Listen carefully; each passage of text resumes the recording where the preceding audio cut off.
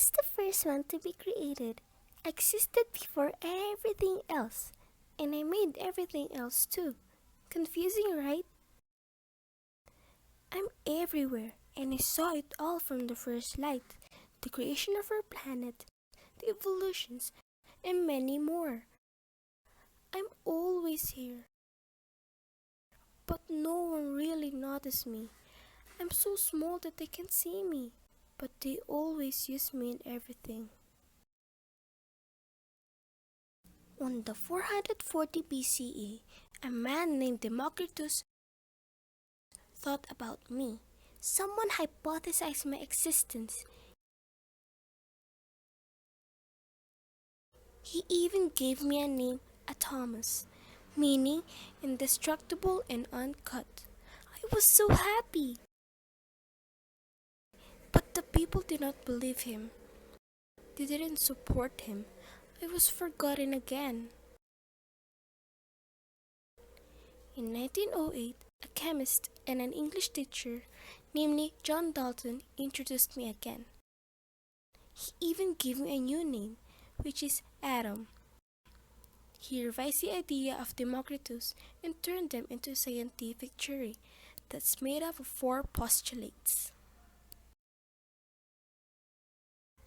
The Dalton's atomic theory! The first postulate states that elements are composed of small particles called atoms, just like me.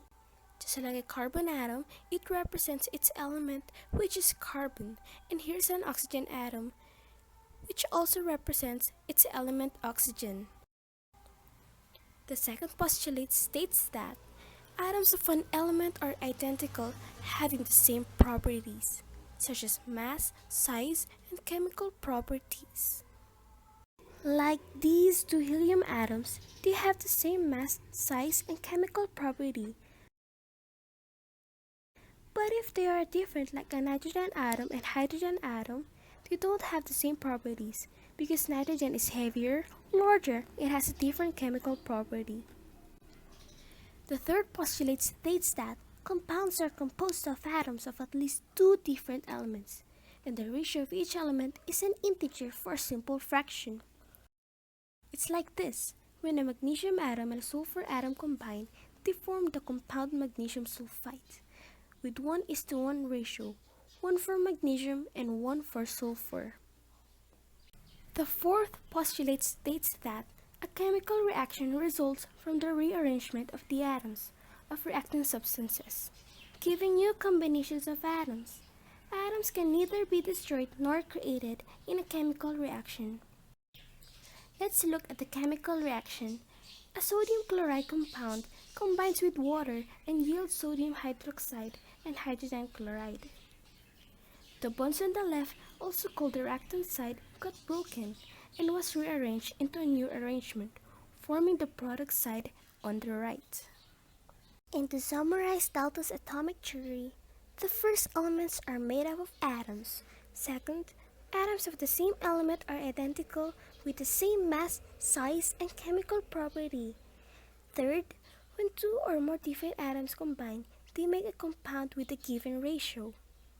Fourth, during chemical reaction, atoms are only rearranged and not destroyed nor created. Before we end this, let's have a simple assessment.